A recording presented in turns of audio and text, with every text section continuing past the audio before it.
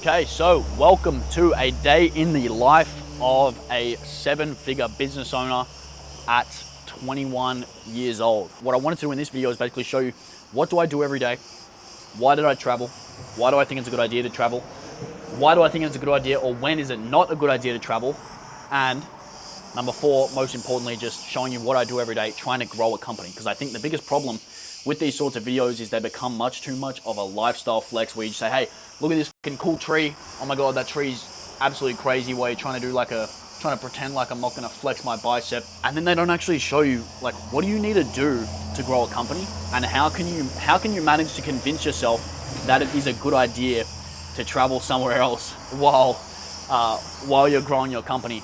And excuse the $25 rental car that I wanted to get just to try and traverse these Greek roads. But anyway, that's the plan for the video. Bit of a different one from me today. If you haven't seen me before, this is not the usual type of thing that I do. Usually I just sit at my desk all day and like post some Loom videos about how to do a certain process in your business, like typically agency stuff. But yeah, I'm Leo, I run 1000X Leads. We've got like 200 plus clients. And yeah, hopefully you enjoy this one. Okay, boom. New videographer just dropped. This is the full house tour. So number 1, you get the Toyota Yaris because the Lambo's in the shop right now. Got the Lambo Hurricane. It's currently, we didn't have the cameras on at the time, but there is a Lambo. Here in my garage, just bought this new Lamborghini here. This is like the front yard, as you can imagine, that's what you would call it. So we have the front yard, lovely area over here. Ping pong table all the way over there. We got some kids' toys over there for the videographer. Then we go into the house. Videographer, if you want to say hi, then say hi. Hi. So, number 1, we have bedroom number 1 and 2 in this area. This is Brian's area. He likes to ward off this entire section of the house because he's very particular about his stuff. And if we want to get introduced to Brian, we can see Brian, lovely little worker bee over here, getting his deep work done, getting his 5 hours of focused work done per day, which is what we preach at 1000X Leads. Very, very important. This is the living area. Nice little living area. Got the PlayStation here, so all you Fortniters can enjoy your time there. Then, should we go outside first? No, we'll go to the other living area first. So this is like the work area. So got, obviously dining table. Then moving over here, we have bedroom number 3. So if you come in here, ensuite, we got some stuff. This is basically the brain rot station for the videographer. TV there, lovely view. Beautiful. And then come out here. This is bedroom number, I don't know how many. So this is where you would call the money-making station. So it might not look like much, but when you're working, you just need to look against the wall, be in a cold room, put your headphones in, get a coffee, get some nicotine gum, and then set a timer for 60 minutes. Trust me, do that, look dead against the wall, you'll work better than ever before. You're welcome. Moving into, this is what you call the master bedroom, in my opinion. So we have another deep workstation. This is all you need. Don't need multi-monitors all the time. Sometimes you can just look against the wall. So what you do is, as a 2-figure business owner, you wake up, get out of bed, open the door, you come outside, you sit in this exact chair, you get your laptop, and you write an email to your list, the acquisition letter, that's gonna be top link in the description, and you drop some of the most insanely valuable emails. They're hilarious. My mum replies to them and says she likes them, so that's all the social proof you need. Then, you come to the pool area. This is where, I think I've swum in it once. I've been here for like 10 days, but I look at it every day, so that counts. And then that's pretty much everything. So you have front yard, mid yard, backyard. You've got all the yards that you'd ever need. And yeah, it's been nice, super sunny. Videographer Ken is out because he's stuck in Melbourne with 1 degree Celsius weather. So I thought, may as well flex on him. New videographer, new crib, we're up. CEO, entrepreneur, born in 1964, Jeffrey Bezos. So, some tips that you can have for when you're traveling. Number 1, if you're gonna get an Airbnb, I would typically avoid an Airbnb. Usually hotels are way better because they're probably better air conditioned. They probably have a workspace that you can do work in. they're gonna take care of you a bit more than in an Airbnb. So they're gonna look after, like they'll clean your room and stuff every day. They might have a gym there, they might have a sauna there. And if you're smart, you just get a hotel with a gym and sauna. Because the biggest problem that I have with this place is there's no gym, there's no sauna. And if I wanna go to the gym, which I do, you know, I'm looking a bit skinny. If I wanna go to the gym, it's gonna take me 20 minutes, which is a massive efficiency cost.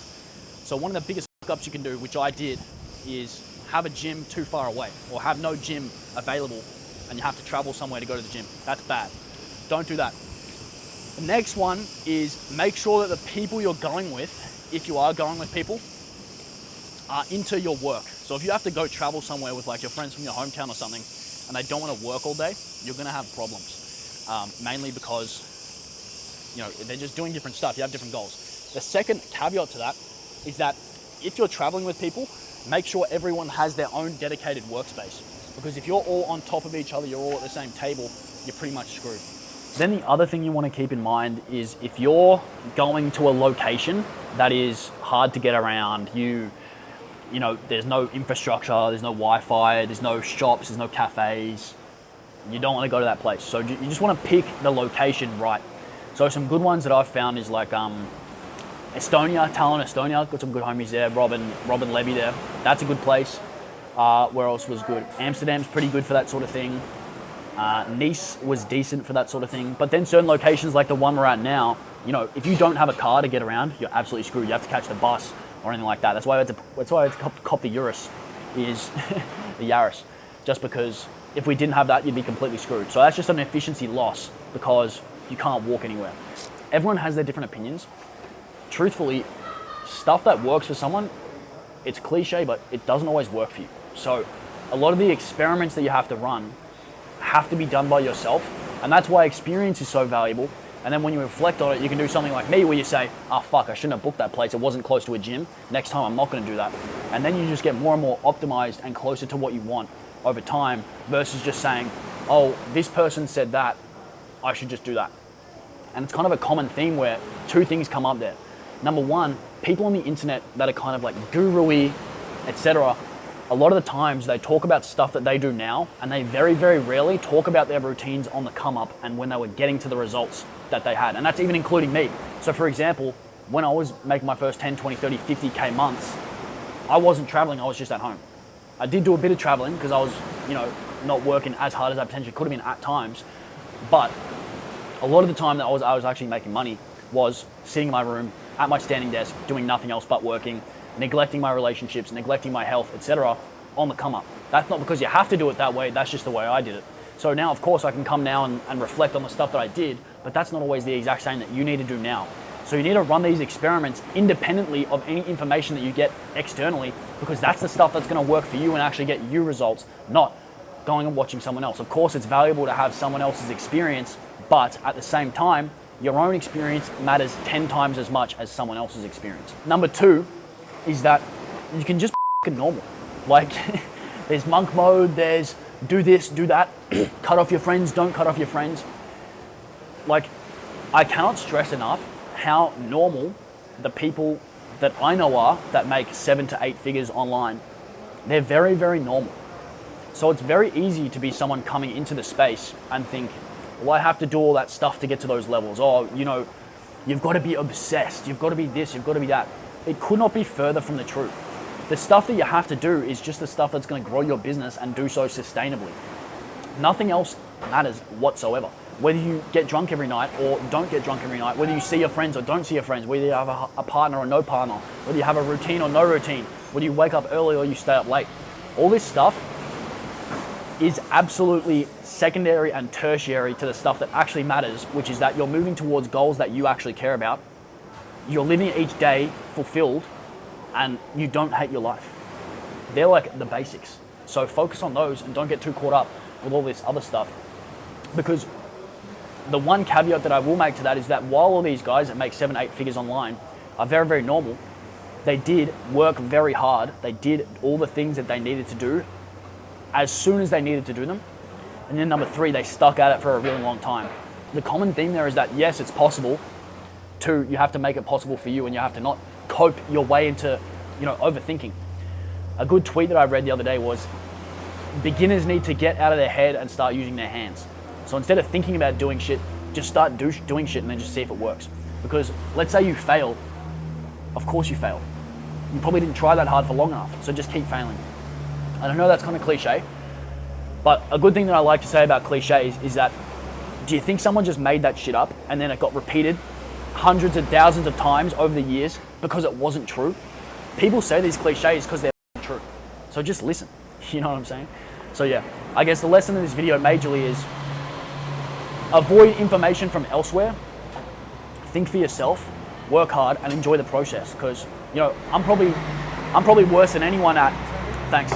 I'm probably worse than anyone at getting caught up with different things that you need to do, expectations that, thanks mate, appreciate it. Expectations that you have for yourself and all of that sort of stuff. But at the end of the day, you just have to remind yourself that get fit, get healthy, get your money up, get jacked, have good relationships, get tanned, and you're pretty much good to go.